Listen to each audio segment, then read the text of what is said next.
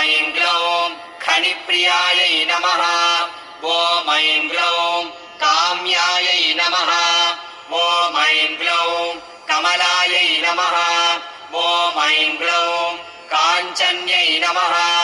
ॐ ऐं ग्लौं रमायै नमः ॐ ऐं ग्लौं धूम्रायै नमः ॐ ऐं ग्लौं कपालिन्यै नमः ॐ ऐं ग्लौं वामायै नमः ॐ ऐं ग्लौं कुरुकुल्लायै नमः ॐ ऐं ग्लौं कलावत्यै नमः ॐ ऐं ग्लौं याम्यायै नमः ॐ ऐं ग्लौं आग्नेयै नमः ॐ ऐं ग्लौं धरायै नमः ॐ ऐं ग्लौं धन्यायै नमः